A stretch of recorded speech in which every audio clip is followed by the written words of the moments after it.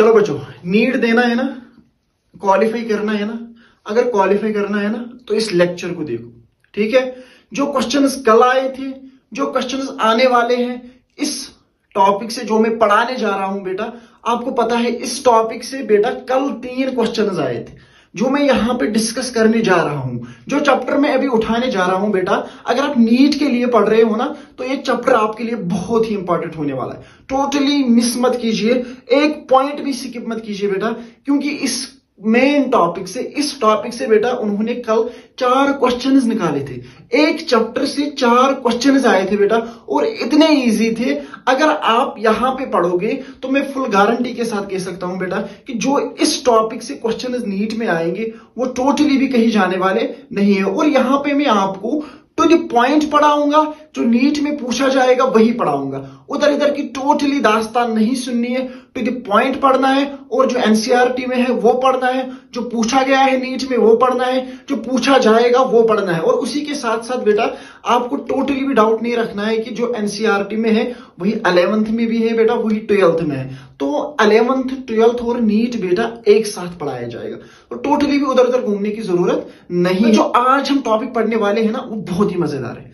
NEET में आया है क्वेश्चन बेटा, याद रखेंगे। आज हम उठाने जा रहे हैं मोस्ट इंपॉर्टेंट टॉपिक किसका बेटा, हमारी बायोलॉजी का, जिसको हमने नाम रखा है सेल साइकिल। पहले हम समझेंगे सेल साइकिल होता क्या है बेटा, ठीक है।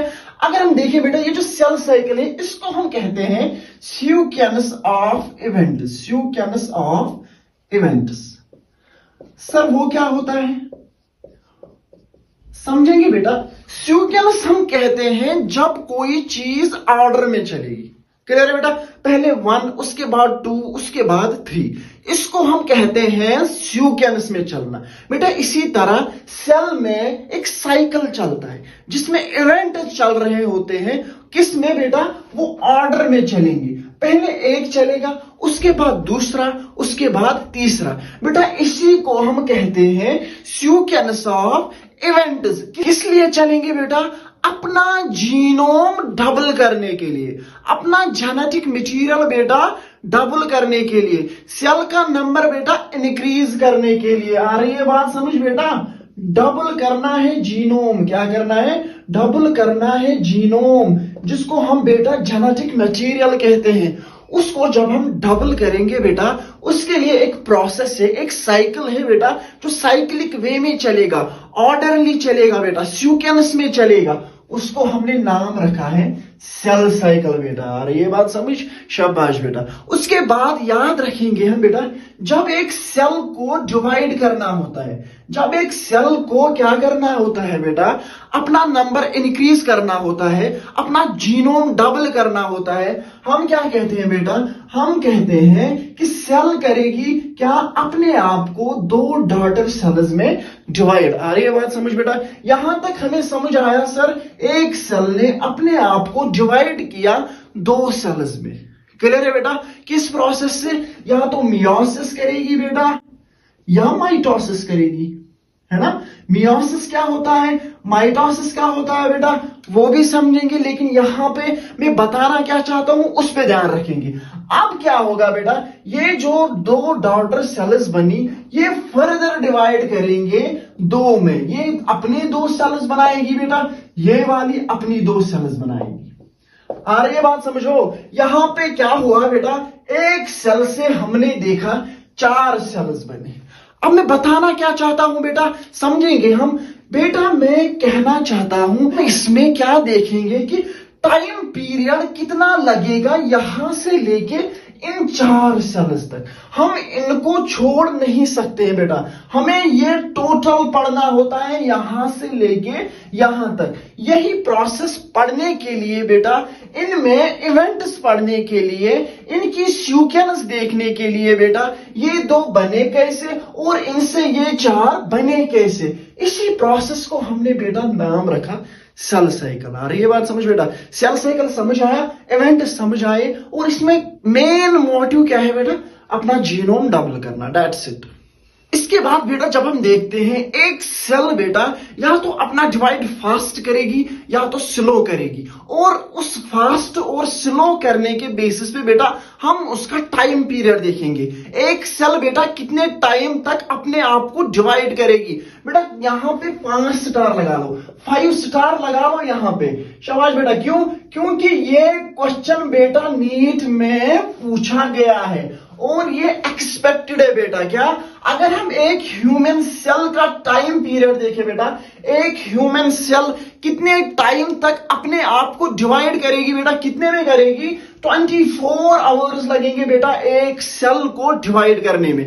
डेट मीन जो ह्यूमंस के अंदर बेटा सेल साइकिल है वो स्लो होता है। क्या होता है? स्लो। यहां पे याद रखने वाली चीज क्या है बेटा? याद रखने के लिए हमें याद रखना यह है कि ह्यूमन सेल जो होती है बेटा उसमें 24 आवर्स लगते हैं सेल साइकिल कंप्लीट करने में।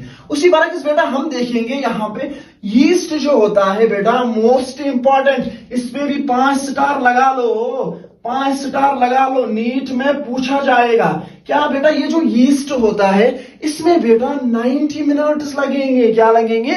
90 मिनट्स लगेंगे टोटल अपना सेल साइकिल कंप्लीट करने में बेटा। इसका मतलब है इसका जो सेल साइकिल होगा बेटा वो क्या होगा? फास्ट होगा। बात आ रही है समझ बेटा? ये 2 क्वेश्चन बेटा एक्सपेक्टेड है और पूछे गए हैं, तो इनको हम अपने दिमाग में यहीं पे छापेंगे। क्लियर आ रही है बात समझ? शाबाश बेटा। इसके बाद हम चलेंगे कहां पे? फेजेस में। किन फेजेस में? एक सेल बेटा अलग अलग इवेंट्स की बात की थी ना मैंने, अलग अलग इवेंट्स को हम एक एक करके पढ़ेंगे यहां पे। एक सेल जो होती है बेटा इसमें कौन कौन सा फेज होगा वो इंपॉर्टेंट है ना, इवेंट देखने है ना। चलो बेटा इवेंट्स पे जाते हैं। क्या सर आपने बताया ये जो सेल होती है ना बेटा ये इवेंट्स पे चलेगी, कौन कौन सा इवेंट चलेगा इसमें बेटा? अभी दिमाग में बिठाएंगे, अभी दिमाग में छापेंगे, यहां से क्वेश्चन आना ही है। क्लियर है बेटा? सर आपने कहा सेल पहले 2 इवेंट्स में बेटा अपने आप को डिवाइड करेगी। किसमें? एक का नाम हम रखेंगे एम फेज और दूसरे का नाम हम रखेंगे बेटा इंटरफेज। मोस्ट इंपॉर्टेंट पॉइंट बेटा याद रखिए, एक को हमने नाम रखा एम फेज और दूसरे को नाम रखा हमने बेटा क्या? इंटरफेस। क्लियर आ रही है बात समझ बेटा? यहां पे देखेंगे, यहां पे आ जाओ, इस वाले फिगर पे आ जाओ। शाबाश बेटा, यहां से अच्छे से समझेंगे हम। सर आपने कहा फेजेस में डिवाइड होगा, कितने फेजेस में होगा वो हम यहां पे देखेंगे। सर ने कहा पहला यहां पे एम फेज होगा। क्या होगा? M phase. बेटा यहां से लेके यहां तक ये जो फेज आपको दिख रहा है इसको हमने नाम रखा एम फेज। शाबाश बेटा, क्लियर आ रही है बात समझ? ये यहां पे सेल है बेटा, इसमें हम अलग अलग करके इवेंट्स दिखाएंगे। क्लियर बेटा? यहां से लेके ये वाला फेज, यहां से लेके यहां तक, यहां से आ जाओ बेटा, यहां से लेके यहां तक ये जो 3 फेजेस आ रहे हैं बेटा, कौन से? ये जो 3 फेजेस आ रहे हैं बेटा इनको हम नट शेल में बेटा कहते हैं इंटरफेस। क्लियर आ रही है बात समझ? हमने कहा ये जो सेल साइकिल है बेटा इनको 2 फेजेस में, मेन 2 फेजेस में डिवाइड किया गया है। किस किस फेज में? एक को नाम रखा गया है एम फेज बेटा, दूसरे को नाम रखा गया है इंटरफेस। क्लियर है बेटा? याद रखिए ये जो इंटरफेस है अब समझना है, अब समझने वाली बात है, अब नीट में पूछे जाने वाली बात है। क्या ये जो इंटरफेस है ना बेटा ये लॉन्गेस्ट फेज है सेल साइकिल का। मोस्ट इंपॉर्टेंट पॉइंट बेटा, longest phase of cell cycle, longest phase of cell cycle कौन? याद रखेंगे 90% जो टाइम लगता है सेल साइकिल में वो टोटल कौन लेता है बेटा? इंटरफेस लेगा। अरे ये बात समझ बेटा, इंटरफेस टोटल 90% लेती है। अगर 100% को हम लेंगे बेटा 90% उसमें इंटरफेस अकेला ले जाता है। क्लियर है बेटा? इसके बाद जब हम एम फेज की बात करेंगे बेटा जो 10% बचेगा, टोटल टाइम में जो 10% बचेगा बेटा वो कौन लेगा? वो ये एम फेज लेता है। क्लियर है बात? अब बेटा यहां पे समझना है कि ये जो इंटरफेज है इसको भी हम फर्दर ब्रेक करेंगे। इंटरफेस को हम फर्दर ब्रेक करेंगे बेटा 3 फेजेस में। कितने फेजेस में? 3 फेजेस में। कौन कौन? पहला आएगा G1 फेज, दूसरा यहां पे बेटा इसको हम S फेज कहते हैं, तीसरा फेज बेटा इसको हम G2 फेज कहते हैं। मोस्ट इंपॉर्टेंट बेटा याद रखेंगे sir, G1 phase, S phase, G2 phase. अब इनको याद कैसे करना है ना, रट्टा लगा यहीं पे। सीक्वेंस पे क्वेश्चन आया है बेटा, मेरे टाइम पे भी सीक्वेंस में क्वेश्चन पूछा गया 2018 में, और आज भी बेटा पूछा जाता है, डीप पूछा जाता है। क्या हम याद रखेंगे G1 S G2। अब कैसे याद करेंगे बेटा, इसके बाद M फेज। हम इसको एज अ राइम याद करते हैं, एज अ राइम आप भी मेरे साथ रिपीट करोगे। क्या G1 S G2 M phase, G1 S G2 M phase. शाबाश बेटा, हो गया यार। फिर से रिपीट करो मेरे साथ। क्या G1 S G2 M phase. ये वाले फेज कौन से बेटा, ये इंटरफेज को सर हमने ब्रेक किया। इसके बाद बेटा ये एम फेज बचता है ना, सेकंड फेज। हमने पहले यहां पे दो पार्ट्स में, दो इवेंट्स में डिवाइड किया, दो फेजेस में डिवाइड किया सेल साइकिल को। कौन कौन सा, एम फेज एंड इंटरफेज। इसके बाद बेटा याद रखेंगे इंटरफेज को हमने कवर किया, ठीक है बेटा। इसको भी यहां पे कम से कम 3 स्टार तो लगा लो। एम फेज की बात करेंगे बेटा, ये जो एम फेज है ना, इसको भी मैं बहुत अच्छे से आपको याद कराऊंगा। एम फेज को फर्दर 4 फेजेस में डिवाइड किया गया है।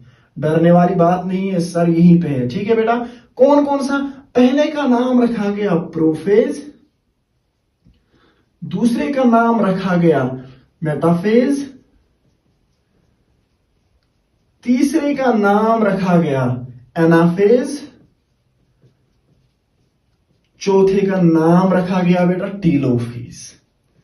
सर ये तो बहुत टफ है, कैसे याद रहेगा। जहां पे बीजर सर खड़ा है वहां पे कोई घबराने वाली बात नहीं है। कैसे हम निमोनिक याद करेंगे। क्या निमोनिक याद करेंगे बेटा, सर ने कहा पापा मत आतू। सर वो क्या होता है, आपने तो निमोनिक यहां पे बता दी सर, लेकिन इसका इससे क्या लेना देना, इससे क्या लेना देना, समझो मेरी बात। Prophase, metaphase, anaphase, telophase. अब याद कैसे करेंगे बेटा, पापा मत आतू। समझ आई बात, पापा मत आतू। पापा कहां से बेटा, प्रोफेज, मत मेटाफेज, आ एनाफेज, तू टीलोफेज। क्लियर है बेटा, बहुत ही आसान है, बस समझने के लिए दिमाग चाहिए बेटा, जो आपके पास है माशाल्लाह से। क्या, पापा मत आतू। इससे हमें क्या याद रहा बेटा, इससे हमें याद रहा प्रोफेज, मेटाफेज, एनाफेज, टीलोफेज। एक क्विक रिकैप करेंगे बेटा, जिससे आपको याद रखेगा, और मैं बताऊंगा कि नीट में क्या याद रखना है। क्लियर है बेटा, क्या याद रखेंगे सर, सेल साइकिल को सर ने कहा ये सीक्वेंस साहब बेटा क्या इवेंट्स है। क्लियर है बेटा। इसके बाद क्या, जो ऑर्डरली मैनर में चलेगी, एक के पीछे दूसरा चलेगा, दूसरे के पीछे तीसरा चलेगा। क्लियर है बेटा। इसमें हम क्या देखेंगे सर, इसमें हम देखेंगे एक सेल अपना जीनोम डबल करेगी, एक सेल अपना नंबर डबल करते हैं। क्लियर है बेटा। इसमें हम टाइम पीरियड देखते हैं, एक सेल कितना टाइम लेगी बेटा अपने आप को डिवाइड करने के लिए। उसके बाद सर ने कहा इस साइकिल को हमने 2 फेजेस में डिवाइड किया है। कौन कौन सा बेटा, एक को हमने नाम रखा एम फेज, दूसरे को नाम रखा हमने इंटरफेज। क्लियर है बेटा। इसके बाद सर ने कहा सर ये जो इंटरफेज है बेटा, इसको longest phase of cell cycle कहते हैं। क्लियर है बेटा। और एक बात याद रखो बेटा, यहां पे मोस्ट इंपॉर्टेंट पॉइंट, इसको रेस्टिंग फेज कहते हैं। क्या कहते हैं, रेस्टिंग फेज। को यहां पे इसको लगा लो 3 स्टार यहां पे। सर रेस्टिंग फेज कहेंगे इसको, किसको, इंटरफेज को। क्यों बेटा, बेटा इसमें सेल अपने आप को प्रिपेयर करती है, इसीलिए इसको हम प्रेपरेटरी फेज भी कहेंगे। किसको, प्रेपरेटरी फेज भी कहेंगे। इंटरफेज को बेटा most important point, resting phase भी कहेंगे और प्रेपरेटरी फेज भी कहेंगे। किसको, इंटरफेज को। अब याद रखो बेटा, अब इसका मतलब है रेस्टिंग फेज का मतलब है सेल सोएगी। सेल सोती नहीं है बेटा, ये मेटाबॉलिकली एक्टिव होती है। क्लियर है बेटा। ये अपने आप को प्रिपेयर कर रही होती है, किसके लिए, सेल साइकिल के लिए। इसीलिए इस वाले फेज को नाम रखा गया बेटा इंटरफेज, और नाम रखा गया इसका बेटा रेस्टिंग फेज, और एक नाम रखा गया बेटा प्रेपरेटरी फेज। क्लियर आ रही है बात समझ। इसको क्या कहेंगे, longest phase of cell cycle. ठीक है बेटा। और इसके बाद बेटा 90% जो टाइम लेता है सेल साइकिल होने में, उसका बेटा 90%, 100 में से 90% इंटरफेस अकेले ले जाता है। क्लियर। इसके बाद हमने इसको याद रखने के लिए क्या कहा, G1 SG2 M phase